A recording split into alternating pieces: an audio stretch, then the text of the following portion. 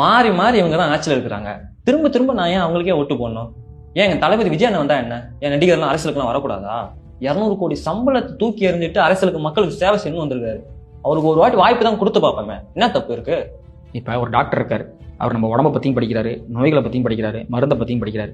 நம்ம ஏதாச்சும் ஒரு பிரச்சனைன்னு போனால் உனக்கு இதுதான் வியாதின்னு கண்டுபிடிச்சு அதுக்கான மருந்தை கொடுக்குறாரு. அதே மாதிரி இந்த சமூகத்தையும் மக்களையும் மக்களோட பிரச்சனைகளையும் இன்ச் பை இன்ச் தெளிவாக புரிஞ்சுக்கிட்ட ஒரு அரசியல் கட்சியாலேயோ தலைவராலேயோ தான் பவருக்கே போனாலும் ஏதாவது மக்களுக்கு நன்மைகள் செய்ய முடியும். ஆனால் ஒரு நாள் டாக்டர் ஆக முடியுமா? ஏன்னா டாக்டர் ஆகணும்னா அதுக்கு படிக்கணும், நிறைய எஃபர்ட்ஸ் பண்ணணும், ப்ராக்டிஸ் பண்ணணும், பயிற்சி எடுக்கணும். இதுக்கெல்லாம் கொஞ்சம் டைமும் சில வருஷங்களும் எடுக்கும்.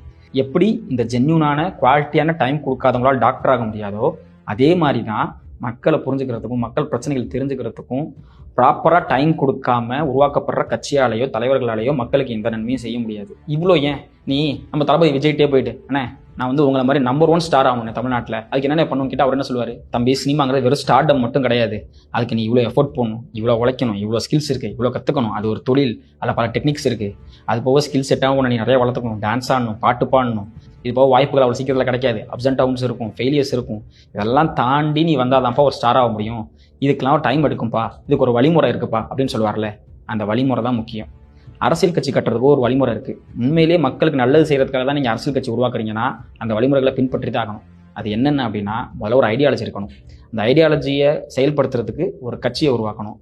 பொலிட்டிக்கலாக ஒரு இலக்கு இருக்கணும். அந்த இலக்கை சென்றடைகிறதுக்கு ஒரு பிளான் இருக்கணும். ப்ரோ ஒன்றுமே புரியல ப்ரோ.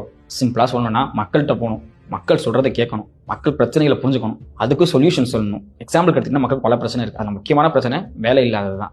அந்த வேலை இல்லைங்கிற இந்த பிரச்சனையை நான் எப்படி தீர்க்க போகிறேன், இதுக்கு என்கிட்ட என்ன பிளான் இருக்குது, இதுக்கு நான் என்ன சொல்யூஷன் வச்சுருக்கேன் அப்படின்னு மக்கள்கிட்ட சொல்லணும். இதுதான் ஒரு ஆக்கப்பூர்வமான அரசியல். அதை விட்டுட்டு திமுக சரியில்லை, அதிமுக சரியில்லை, பிஜேபி சரியில்லை, இவங்க சரியில்லை, அவங்க சரியில்லைன்னு அவங்களை விமர்சனம் பண்ணுறது மட்டுமே ஒரு ஆக்கப்பூர்வமான அரசியல் ஆகிடாது.